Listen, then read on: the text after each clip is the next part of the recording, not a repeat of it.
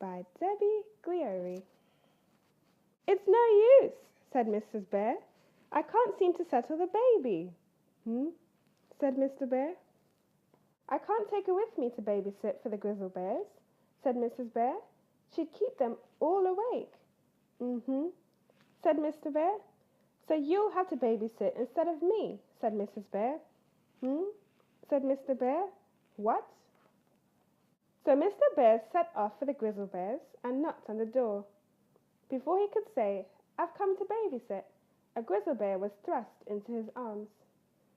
We're late, so terribly late, said Mr. and Mrs. Grizzle Bear as they bolted out of the door. This baby's soggy, said Mr. Bear. Bath time, said a small bear, appearing by his side. Mr. Bear didn't know how to bath a baby. His wife had always taken care of that kind of thing. You're not very good at that, said Fred, as Mr. Bear climbed into the bath with the baby. That's not the right way to do it, said Ted, as Mr. Bear dried himself and the baby with the bath mat. You're not a proper babysitter, said Fuzz, as the baby started to cry.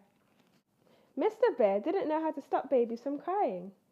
He rocked the baby and patted her head. You're not very good at that, said Fred.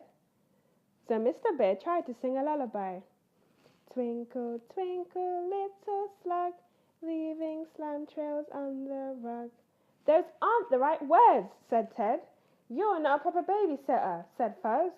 The baby went on crying. Perhaps she's hungry, said Mr. Bear, and he headed towards the kitchen. Mr. Bear prepared some raw fish. The baby wouldn't eat it. That's disgusting, said Fred. Then Mr. Bear tried acorn mush. The baby spat it out. Babies only eat honey, said Ted. You're not a proper babysitter, said Fuzz. So Mr. Bear gave the baby some honey. Her eyes began to close. It really is very peaceful, sighed Mr. Bear, as he settled down into a comfortable chair. I wonder what the others are doing.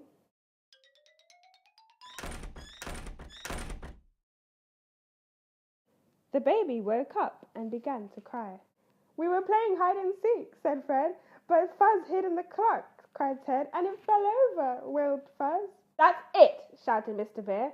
You're quite good at shouting, said Fred. Upstairs, bed, now, roared Mr. Bear.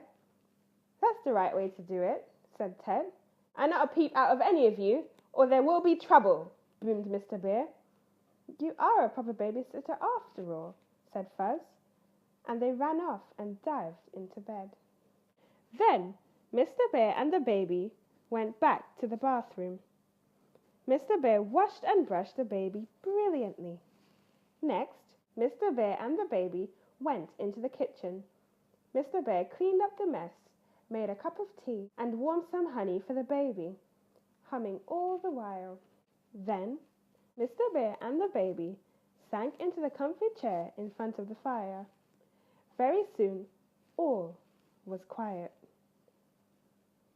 Mr. Bear was just falling asleep when Mr. and Mrs. Grizzle Bear returned home. Don't know how you got that baby to sleep, said Mrs. Grizzle Bear. I always let my husband take care of that kind of thing. Mr. Bear smiled a secret smile to himself. Mr. Bear walked home by the moonlight, past burrows and nests, where babies and children were settling down for the night. Mr. Bear's secret smile grew wider.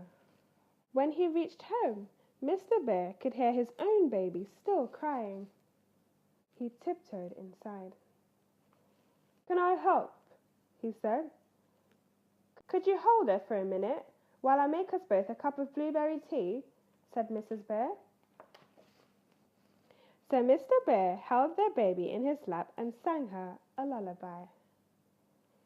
Her cries turned to little hiccupy sobs, and then to hiccups, and finally, with a small burp, she closed her eyes. When Mrs. Bear brought in the tea, she found Mr. Bear and their baby fast asleep. The end.